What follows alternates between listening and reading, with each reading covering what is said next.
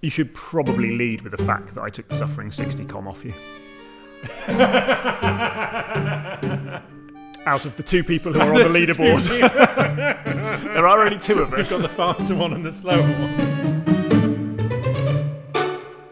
So I'm joined here by Tim Doole, who is one of my long-standing friends in the Condors. I remember encountering him, and I use the word advisedly, in a race where he took out multiple spokes from my one of my wheels, and I thought it was going to collapse. And when I went to speak to him afterwards, he was quite nice. So I thought this is probably a good thing if in that circumstance you aren't just at each other's throats. Welcome, Tim. Hello, Peter. It's really nice to see you. It's been 24 hours since I last rode with you, but this is a new venture. So I thought I would begin by asking you when you learned to ride a bike and who taught you. I grew up in a small village near Banbury called Dennington, in a close of like 8 or 9 houses, and I learned pretty much just cycling up and down the close. Classic, Dad would let go of the back of my bike and I found I was cycling. This was before balance bikes were a thing, so it was obviously with stabilisers, which are not a thing anymore, it turns out, from what I understand from people who have children. And by the time, 3 weeks after I'd been introduced to this bike, I was tearing around and annoying all the people whose front gardens butted onto ours. So you took to it almost immediately? Any ability to be boisterous and burn off energy as a child, yeah. So you were outdoorsy? Yeah, jumped straight at it. Nice.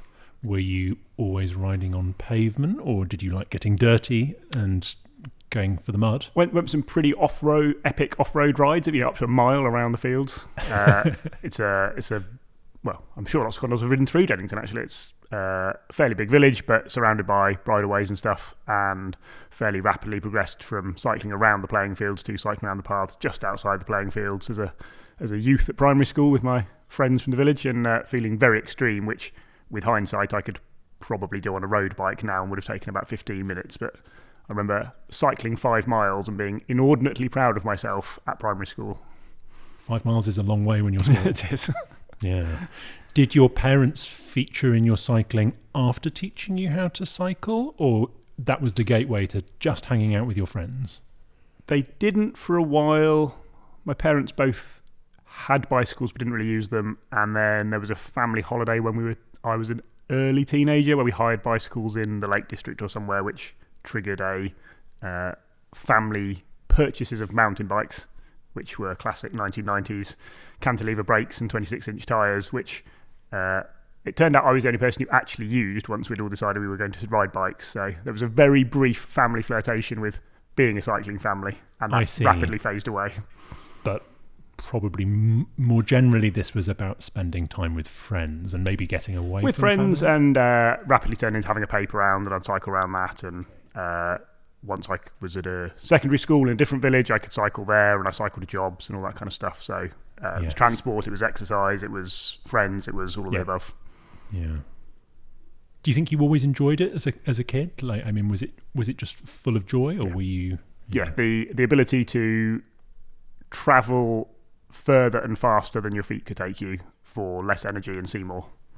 Exploration. I had friends in other villages, and I could go to the next village along, which was all of 2 miles away, see a different friend, and it was now something I could do off my own back rather than having to get a lift or anything like that. So all of a sudden the world looks different to you as a child. It gets bigger, and then ultimately became the economic engine as well, because I could have a paper round and earn money. Oh wow. So it's almost like pre-adulthood. Yeah. Big part of growing up. Yeah, absolutely. That's exciting. And it's never really gone away. Yeah. I guess the other side to this is, does it still feel like a youthful, even a childlike thing to do, to ride your bike? Yeah, most times. I mean, I just rode in from the edge of town to here. It's a crappy Monday with some roadworks on the Ep4 road, and just overtaking all the cars and being quicker than them is always pleasant. It brings a smile to my face that I can nip in and out of the traffic and whiz around like a computer game and get here far, far quicker than any other way. So computer games, it's like playing. Exactly, always. So what sort of how do you split your time among your bikes? You've said you're riding on-road, off-road, different types of thing. What would a year of cycling involve, do you think, at the moment?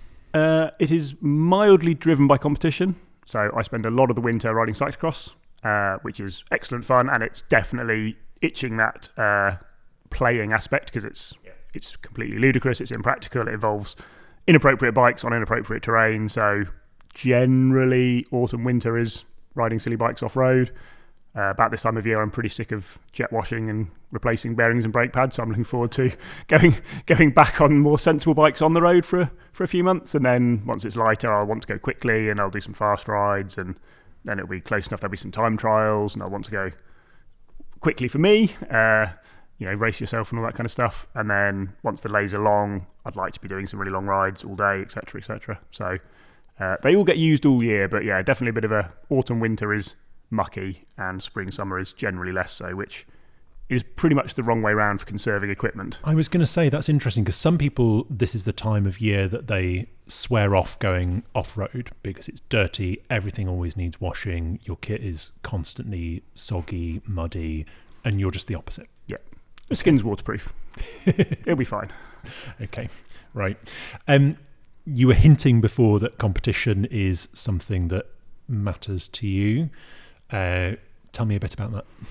I've always played all kinds of sports, lots of team sports when I was younger, rugby, hockey, athletics, blah, blah, blah. And then didn't really do competitive cycling until post-university, I guess. I'd done some triathlons, and I'm an adult onset swimmer, so I was terrible at that and liked the bike bit, and have just got really into doing lots more cycling. So I enjoy competition. It gives you an excuse to train, which is just an excuse to be on the bike.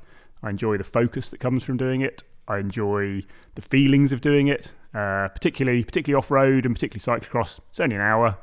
It's the most focused I am for anything in my life for an hour. You don't think about other stuff. Yeah. So what are those feelings of competition? I like having that focus of there's someone just in front of you you'd like to be catching up to, or trying to stay with, or trying to keep up. And I think it all comes back to a very precise aspect of what you're doing. It's very clear aim, like try and be just up there, try and be a bit quicker, try and be a bit more efficient, try and be a bit smoother.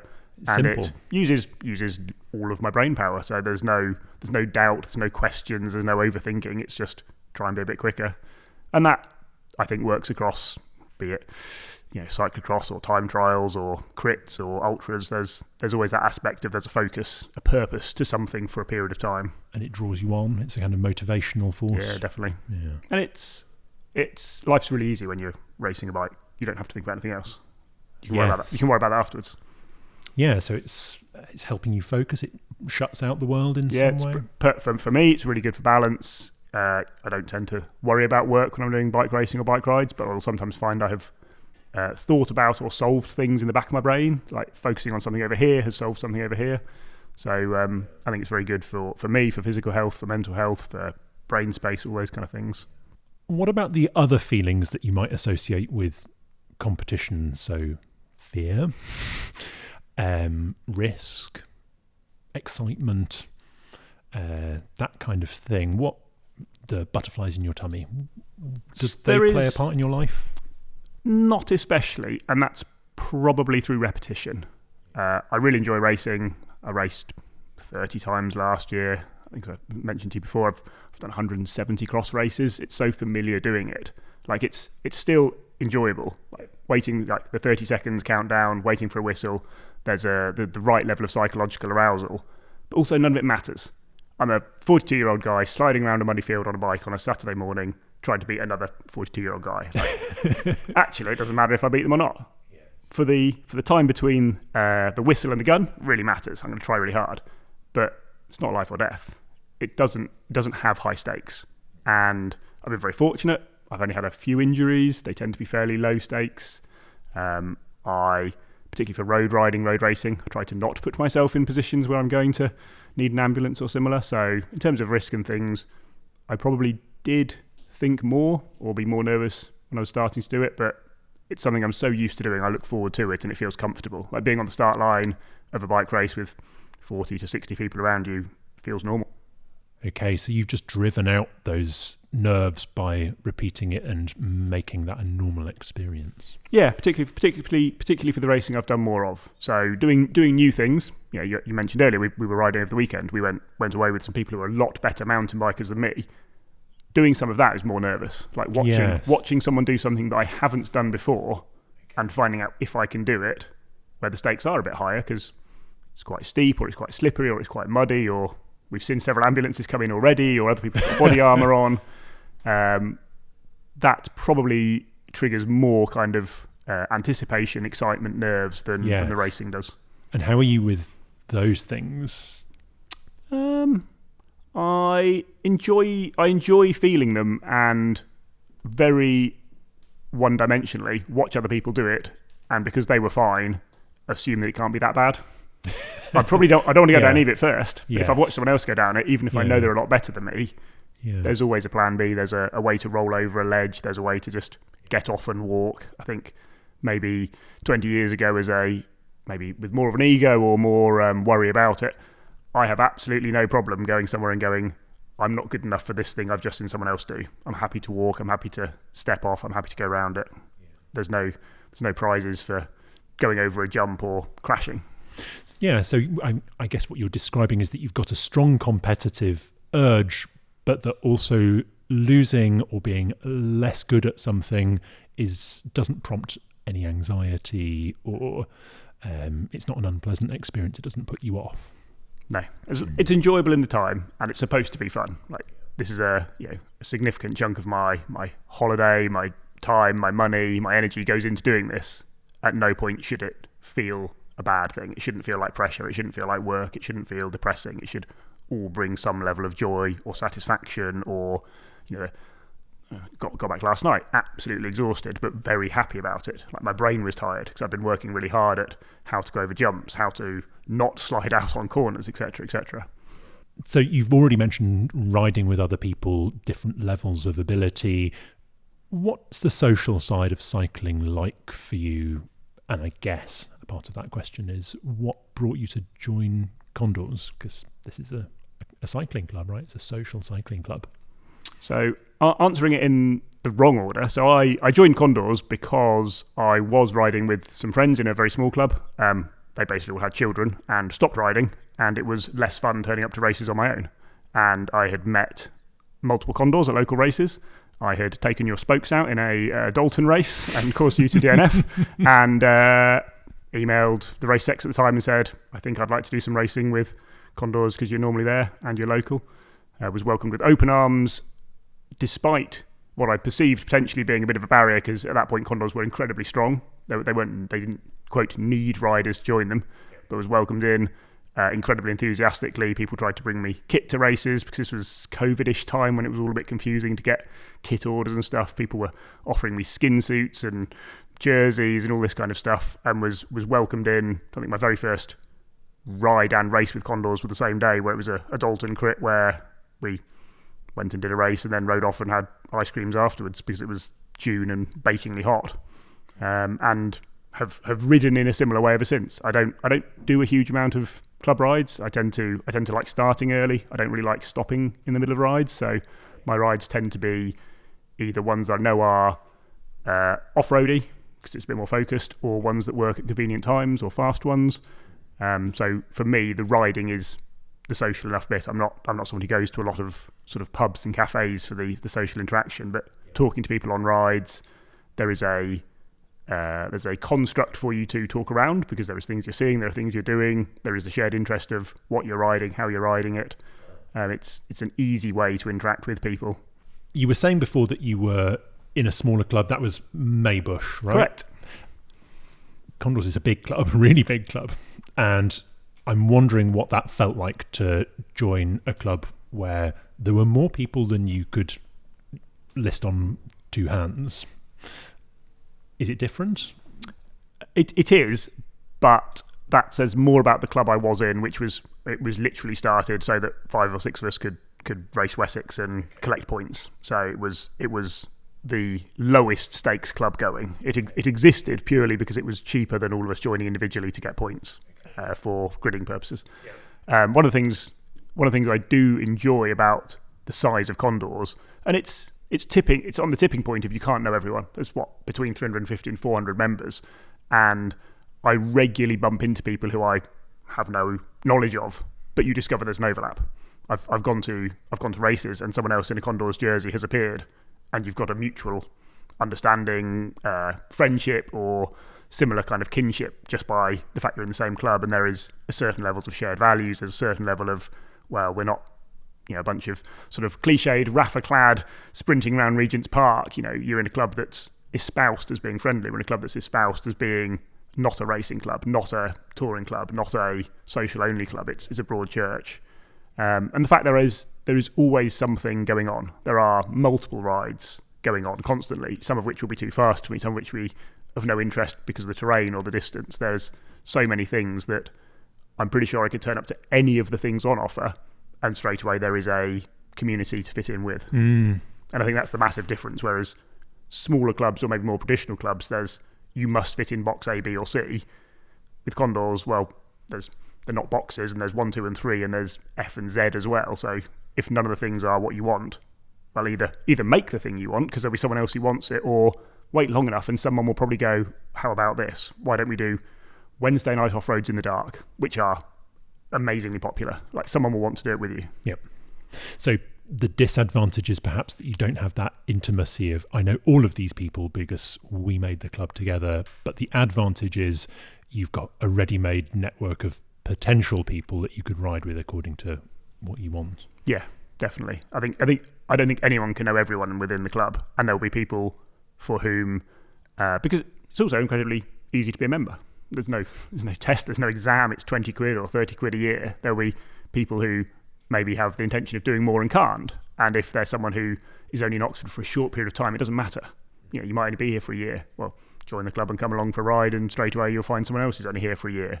And likewise, you might meet someone who's been in the club since it was 6 people in the Jericho Tavern making plans at the beginning. Yeah. Thinking about solo cycling, because we've emphasised what it's like riding, being a member of a big group, riding with other people. What's it like riding on your own? Do you do a lot of it? Do you do not a lot of it? I do a lot of riding on my own. I probably do the bulk of my time or distance riding on my own. Mostly because I like my own company. Often, particularly with weekends or things like that, I'm quite, I don't want to wait till this time or I want to fit around that time. I also quite like long riding. There's not many 300k club rides that you can join. There's not many people who want to ride overnight, etc., etc. So yeah, I do a lot on my own. I enjoy the space, the peace. Sometimes it's boring. It's good to be bored. But you see a lot. You can think about a lot. You can do a lot. And the more you do, or the more one does, the more you can do. And I think one of the best things about people getting into cycling is that you start off and 5 miles is a long way, then 10 miles seems a long way, and then you bump into somebody who cycled 100 kilometres to the meeting point, and that seems like a long way. And there's always someone who's quicker and someone who's gone further. But the more you do, the more you discover it's all quite achievable. And there's always someone who can give you some advice about how to ride for 100 miles or 100 hours. Like, someone will have done it, and it's probably someone who's only 2 steps removed in the club. Yes. Yeah. Do you think there are other people in the club that you've learned from in those respects? Yes, I've overlapped with other people doing particularly long events and exchanged sort of tips and tricks for those, and encyclopedic knowledge of the best way to get meal deals, and which McDonald's are actually 24 hours and which ones are drive-through only, or where the public toilets are at 4 a.m. There's like a weird network of specialist knowledge that's quite helpful.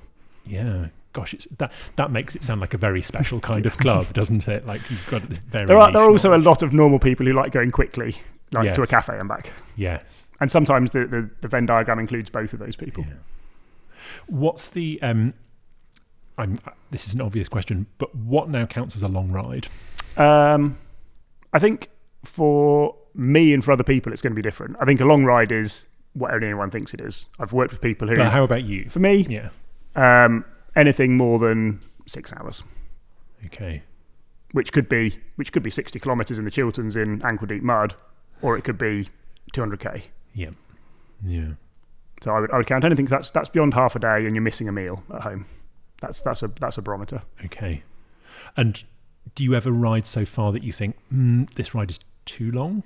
Yeah, definitely. And I think it's one of the things I like is discovering how long is too long or how far is too far. And it's a slippery slope, or it can be a slippery slope once you start doing long rides, and particularly if you become into audaxing or ultras, they sort of nominally maybe start at 200 kilometres or 160 kilometres, so 100 miles as a long ride. So the first time I did a 200 kilometre ride, took a fairly substantial part of a day, and I was wiped out afterwards. And then, well, maybe I'll try a 300 kilometre ride, try a 400 kilometre ride. And every time I've tried one, I've thought, well, what's next? And yeah, there's been points where I've maybe thought I've bitten off more than I can chew, but normally food and or a nap will fix most things. Is it a happy place being right on that margin for you? It's the ultra version of the Chris Boardman time trialing. If you're going too hard, you are. If you think you're going too easy, you are. Like if you think you might be making mistakes, you might be about to make mistakes. So don't try and do a 48-hour bike ride as your first long ride.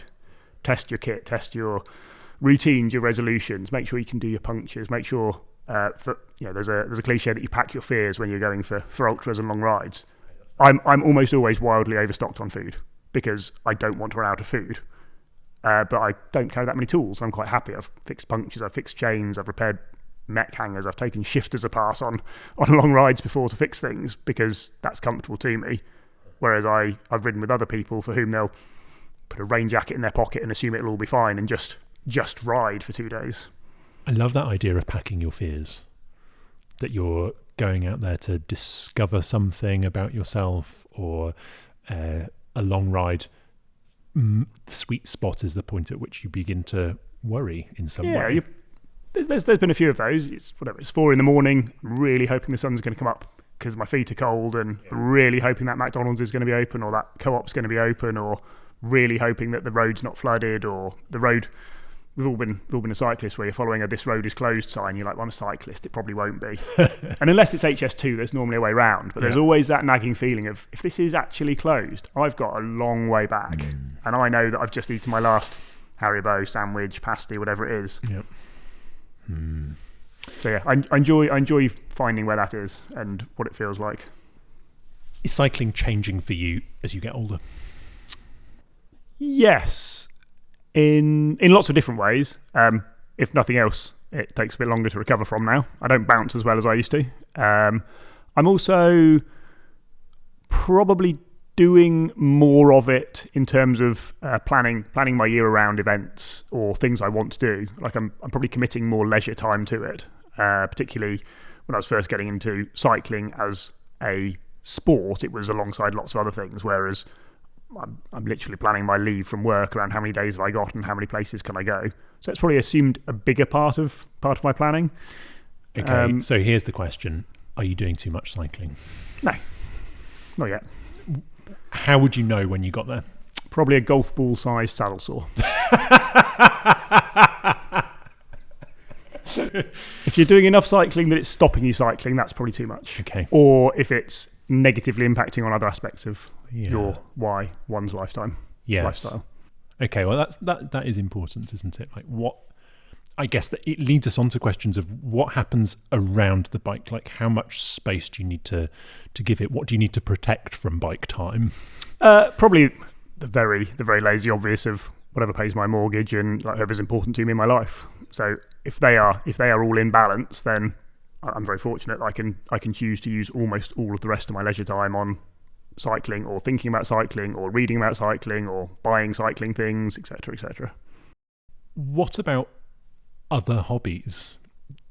If you're not riding your bike and you're not at work, what would you choose to do? Like, or if you're injured, say, building bikes, designing bikes, reading about bikes, and then away from that, a general selection of sort of books and DIY and things like that. So no other sort of nothing like a musical hobby or something like that occupies a large chunk of time that is needed to go into it. I see. So bikes don't have a rival in your affection. There are other things that you do, but nothing is sort of jockeying for position in your time in that way. No, and that's definitely something that's I've always had sport as my main hobby ever since I was doing cross country as 7, and then I moved into playing rugby, hockey, athletics. So that's all. I've always had 1 or 2 main sports as the bulk of my leisure time, and that's sort of been the same my whole life. And essentially at this point, cycling is occupying most of that. I run a bit and I walk a bit and I go to the gym and stuff, but cycling is the main leisure activity, and it's sort of taken over from the team sports and stuff from before.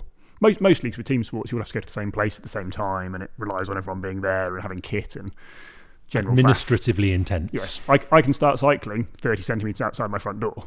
I used to play a lot of hockey, and you'd have to drive to the edge of London to get a kicking from people who are better at hockey than you. I can do that without leaving Oxford now. Yes, yeah, I can see exactly that. What's the memory when you think of cycling that comes up? Like, what's the occasion, the place, the feeling that comes up when you think about happy times on the bike or good times? There's probably lots situation dependent, and again, because I spread my enthusiasm across various disciplines, distances, and so on. But the obvious one, or the one that's like, if you're trying to find a happy place, it's probably doing long bike rides, and it's probably when the sun has come up the next morning after riding through the night. Often somewhere peaceful, either on an event or on a training ride or an exploring ride. There's something, I think, very peaceful, very rewarding, very satisfying, very pleasant about riding through the night when the weather's not terrible, sun comes up the next morning, circadian rhythms all kind of kick back in again. I'm very aware that my dozy time's about 2 a.m. So if I can make it through between sort of 1:30 and 2:30 a.m., you're heading into the pre-dawn light appearing on the horizon in the summer at that point, and everything starts waking up. Like, literal birds in the trees start waking up, and also my body kind of goes from, okay, we've pushed through something, to we've reset and it's a new day. That's a feeling that doesn't exist anywhere else in my life, and that's something that's nice to experience, and it's something that I'll probably experience 2 or 3 times a year. It's something to look forward to and reflect back on and go, that's the sort of purest, makes me smile without any outside agenda, or it's not because I've achieved a thing, or it's not about a distance, it's not about a speed, it's not about a place, it's that feeling of the sun coming up and going, oh yeah, it's another day and I'm still going. Yes. I mean, I'm thinking that means that your happy place is quite a tired one as well. Like, you have to have a bit of fatigue in you to feel like you're waking up again and, oh, look at me, I'm still going. Yeah, like, you've definitely earned it by that point. Yeah. And I think that's in comparison to I like a crit race. It's sort of 45 minutes of full attention. There's almost not space to reflect in something that's that intense. Like, I said, I've done lots of sort of cross-country mountain biking and cross and off-road stuff. It's all enjoyable, but it's different. There's no space within a 45 to 90-minute effort to sort of zoom out and look down on yourself enjoying it and kind of reflect in the moment, because there's always something about to happen. Whereas actually on a long bike ride, it might be the next thing that happens might be in 45 kilometres time where you're stopping for a sandwich. Yeah, it's so interesting to think of the way that the manipulation of time is one of the things that we're doing on the bike, that we're staying awake when we ought to go to sleep. We are carrying on when we should stop. We are compressing time so that it's full of activity, or we're extending it so that nothing much is happening and we're just existing. Yeah, it's that's exactly it for me. The time of day stops mattering at some point on a bike ride, and it becomes an elapsed time on the bike. So it might be 3 a.m, but I'm actually thinking, oh, it's 5 hours in. Okay, if I got enough snacks for the next 3 or 4 hours, and it's existing in a slightly parallel world, and it lines up with there's a point at which you're removed from the rest of society. Of you go out for 3 hours to a cafe and back, and just it fits into your normal day. Go for a long ride overnight, and you're going through towns where the pubs are kicking out, and there's an amazing juxtaposition of there's a load of drunk people getting kebabs, going, hey, there's a cyclist, and you're like, yeah, and you're about to go to bed, and I'm probably still going to be riding when you get up. And those two worlds exist next to each other in very, very different experiences, but makes both of them sort of seem more extreme at the time. Is there anything that you have not yet done with a bike that you think one day I'd like to give that a go? There's always more things that I'd like to do than time, space and finances will ever allow for, but it's mostly more abstract in terms of experiences or places, rather than I wish I had, I don't know, done time trial or something like that. There's the more events I become aware of, or the more routes I become aware of, or the more places I become aware of, they essentially all go into I'd like to do that list. So it's more likely to be, I hope that I can at some point ride in Iceland. Yeah, that kind of thing. There's no like I wish I'd done a I don't know, I wish I'd gone to the Lake District and done the Fred Whitten as a burning ambition ahead of everything else. Because if it's something achievable, I've probably done it, and if it's not, I'm just becoming aware of it. And it's more a case of, well, I probably can't do more than 2 or 3 big things a year, and there's probably 10 big things I'd like to do a year, or places I'd like to go, or different bikes I'd like to ride. I mean, go back to riding mountain bikes at the weekend. Like, obviously, coming home from seeing people with different bikes, it'd be nice to see what that bike feels like, and what does that much suspension feel like, and what does that compare to that feel like, and things like that. But no, I think I'm very fortunate that I have the ability and the opportunity to try lots of things. That's why I keep trying them, and also keep going back to some of the same things I know work for me. Well, thank you very much for joining in a conversation Very about welcome. bikes.